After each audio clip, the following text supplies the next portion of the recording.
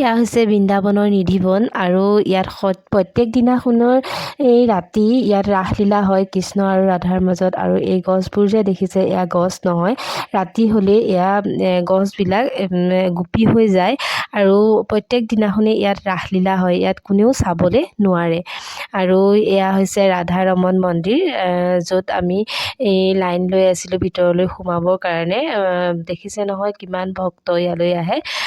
ইয়াত বহুত ভক্ত আহে আৰু বহুত সময় আমি এনেকৈ বাহিৰত খাৰা হৈ আছিলোঁ, ভিতৰত সোমাব পৰা নাছিলোঁ। অলপ সময় হোৱাৰ পিছতে যেনে তেনে ভিতৰত সোমালোঁ আৰু যেনে তেনে তেওঁক দৰ্শন কৰিলোঁ।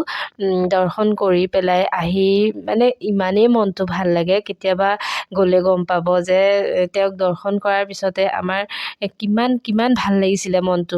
মানুহৰ বেমাৰ আজাৰ সকলোখিনি তালৈ গ'লে নাইকিয়া হৈ যায়।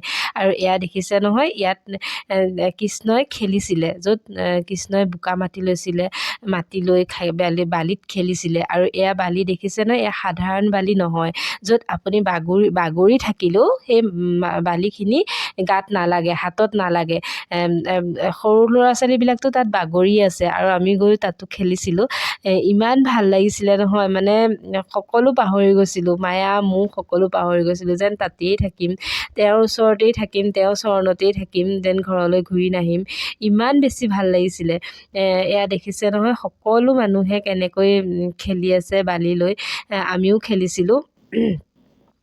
ইমান ভাল লাগিছে নহয়। এই বালিবিলাক যে দেখিছে, এয়া বালি মানে পাউডাৰৰ নিচিনা, মানে গাত নালাগে, যিমানেই কাপোৰত নলগাওক নালাগে। জোকাৰি দিয়াৰ লগে লগে বালিখিনি মাটিত পৰি যায় আৰু হাতেৰে চুই থাকিলেও একোৱেই নহয়, মানে গাত নালাগে। এয়া দেখিছে না মানুহে কেনেকৈ খেলি আছে। চবেই বালি লৈছে আৰু ইয়ালৈ গ'লে মানে বালি লৈ খেলিব লাগে, তেওঁৰ তেতিয়া কৃপা পোৱা যায়। সেইকাৰণে আমিও খেলিছিলোঁ তাত। এয়া দেখিছে নহয় খেলি আছে।